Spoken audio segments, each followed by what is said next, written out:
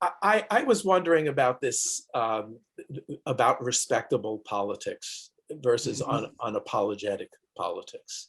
Well, I think that in the case of the movement, and in the case of Black people, just generally speaking, the kind of dominant Black politics of the 20th century was really invested in this notion that respectability, that is being and behaving and trying to sort of embody an exemplar of what received normative, where sort of standards were the way to seem to earn or deserve equal treatment. The early 21st century disabused people of that notion. And the particular sort of example that drove this home for many, especially young Black people, was the example of the Obamas. Right? Like, one cannot imagine a more kind of respectable, accomplished, attractive, right, like family, and it didn't matter. They were hated, right? They also were adored. Right. They were adored by some and hated by just as many, and their behavior did not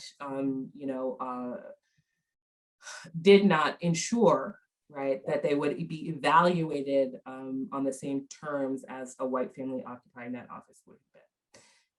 And so I think that what folks who were interested in Black politics, and especially young people, learned, also the material conditions of ordinary Black people did not improve, right? So what they learned was that, like, respectability is not the way to build a world where Black people can live and thrive. And instead, what we should do is to defend the lives of all Black people, whether they're deviant or respectable, on the grounds that our lives matter, full stop. Right. But that links to the other question. I mean, it's cogent, but how does that link to the changing the opinion landscape of the United States? Well, that's a complicated question. So one is just to, if you're asking what is the mechanism, if not respectability, the mechanism is not respectability. But if you're asking what the mechanism is, I think that, I'll tell you about this. This is not in the book, but good.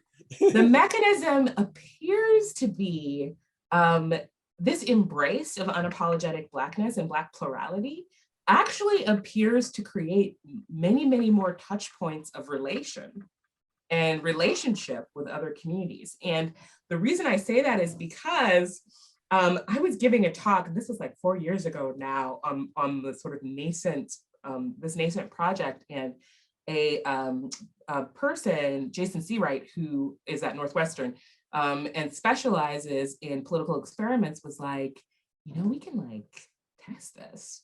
And he was like, I've got a little bit of money, we can like, do an experiment. And so we did this political experiment where we gave non-Black people, so non-Black people of all sorts, exposed them to different kinds of Twitter feeds. And the tweets were real, but the feeds were fake. Like, I made the feeds. And there were 4 different feeds, and they ranged from exclusively political, so exclusively about movement, and so just statistics and reporting about inequality and anti-Blackness and all of that. And then we made a feed that was mostly that, but also had some of the things that have been culturally significant about this movement that have arisen from this notion of unapologetic Blackness, which has also proliferated different kinds of cultural Blackness. So, so there are all these ways of existing in the world and identifying with one's Blackness, right? One's cultural Blackness that just didn't exist before. In part because of this overarching this overarching notion, right, of respectability. And so we made these feeds a little bit more cultural, political and cultural, almost evenly split, and then almost all culture.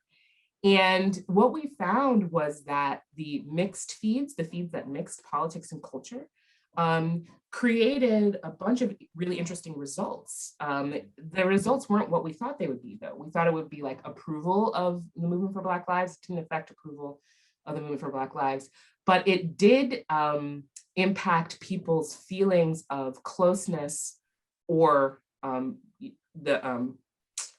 closeness or for distance away, right? Social distance scale from Black and white people. And what actually happened was that in the feeds that had first of all, the feeds that were all political or all cultural had almost no statistically significant results, but the statistically significant results in the middle culturally mixed feeds were that people felt further away from generic whiteness, right? And closer to generic Blackness, regardless of what they're like. These are all non-Black people, right? But people connected to the plurality, and it made the kind of political content more understandable. But it also, I mean, but also whenever people talk about race, what we also found was it made people very angry, right? Like talk of whether or not they were sort of in support of movement or against.